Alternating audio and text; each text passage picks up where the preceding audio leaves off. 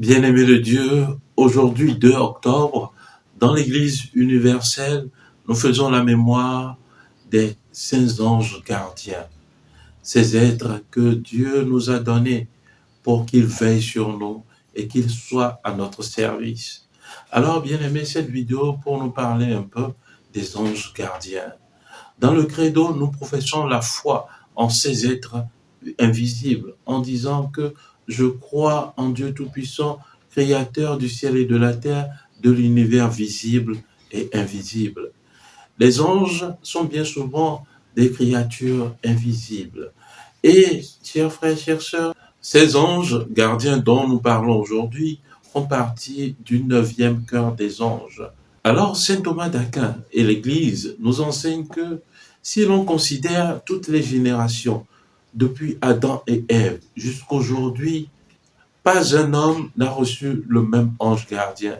C'est-à-dire que lorsque l'on attribue à un homme un ange gardien, après la mort de cet homme, alors l'ange gardien retourne vers Dieu. Et l'ange gardien n'est plus envoyé pour un autre. Chacun a son ange gardien. Alors, bien aimés, nous sommes environ 8 milliards sur la terre. Et chacun d'entre nous a un ange gardien qui veille sur lui. Alors, il serait vraiment utopique de cataloguer les anges gardiens, de dire que, voici le nom de ton ange gardien, voici la prière que tu dois faire pour trouver le nom de ton ange gardien. Cela est vraiment utopique. Pour 8 milliards de personnes, où est-ce qu'on peut trouver le nom d'un ange gardien? Dans quel livre est-il référencié? Où est-il référencié? Alors, chers frères, chères sœurs, faisons attention par rapport au culte des anges gardiens. Et bien souvent, il y a sur les réseaux sociaux toutes ces vidéos qui nous disent pour trouver votre ange gardien, faites cette prière à minuit, faites ce psaume avec une telle bougie, avec ceci ou cela. Chers frères et sœurs, faites attention. Ou on nous propose encore des bains de purification et autres. Chers frères et sœurs, faites attention. Nous risquons, en faisant ces pratiques, de nous attirer plutôt des démons que des anges.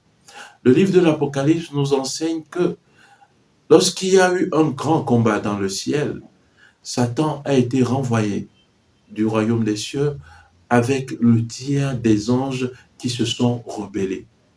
Alors, les 2 tiers sont restés fidèles au Seigneur et le tiers s'est rebellé. Alors, nous pouvons invoquer aussi des anges qui se sont rebellés, qui sont des démons, à la place des anges gardiens ou des anges de Dieu que nous devons invoquer. Faisons véritablement attention par rapport au culte des anges qui nous est proposé sur les réseaux sociaux et autres. Les anges gardiens sont des esprits envoyés pour la protection des esprits incarnés. Alors, la lecture de ce jour, tirée du livre de l'Exode, nous dit ceci. Ainsi parle le Seigneur, je vais envoyer un ange devant toi pour te garder en chemin et te faire parvenir au lieu que je t'ai préparé. Respecte sa présence, écoute sa voix, ne lui résiste pas, il ne te pardonnerait pas ta révolte, car mon nom est en lui.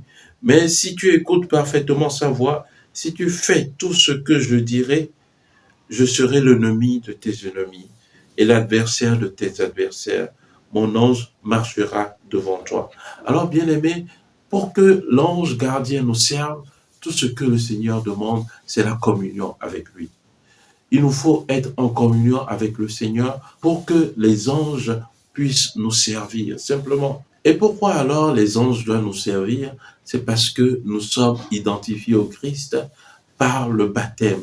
Nous sommes les membres du corps du Christ. La lettre aux Colossiens chapitre 1 nous dit ceci, verset 15-16.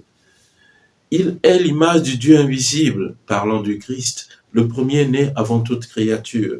En lui, tout fut créé dans le ciel et sur la terre, les êtres visibles et invisibles. Puissance, principauté, souveraineté, domination, tout est créé par lui et pour lui. Alors même les anges sont créés par le Christ, pour le Christ, pour l'adoration, pour le service du Christ. Et alors moi, lorsque je suis en communion par le Christ, et aussi parce que je suis incorporé au Christ par le baptême, alors là, les anges sont là pour me servir, ils sont là à mon service. Bien-aimés de Dieu, voilà pourquoi les anges nous sont donnés, pour nous garder, pour nous servir. Nous pouvons invoquer les anges, les prier en partant de la parole de Dieu. Il y a bien de versets de la parole de Dieu qui parlent de l'action des anges dans le monde. Alors, prenons ces versets et fort de ces versets, après les avoir médités, envoyons nos anges gardiens pour nous servir. Et la Bible nous dit que eux, ils se tiennent continuellement dans la présence de Dieu. Ce sont les messagers de Dieu. Et aussi, lorsqu'ils sont en présence de Dieu, c'est qu'ils peuvent transmettre nos prières au Seigneur. Ils doivent les transmettre. Dans le livre de Tobie, au chapitre 12, nous voyons que l'archange Raphaël disait à Tobie que lorsque vous avez prié au Seigneur, c'est moi qui ai accueilli vos prières pour les présenter devant l'autel de la gloire de Dieu. Alors, bien-aimés, présentons nos prières au Seigneur en ce jour et que nos saints archanges veillent sur nous et nous défendent dans tous les combats dans lesquels nous sommes. Amen. Que Dieu vous bénisse. Nos saints anges gardiens, veillez sur nous et continuez notre prière auprès de Dieu. Amen. Et que Dieu Tout-Puissant vous bénisse, le Père et le Fils et le Saint-Esprit. Amen. S'il y a quelques questions par rapport aux anges, vous pouvez les poser en commentaire et nous nous ferons le plaisir de mieux vous éclairer. Amen.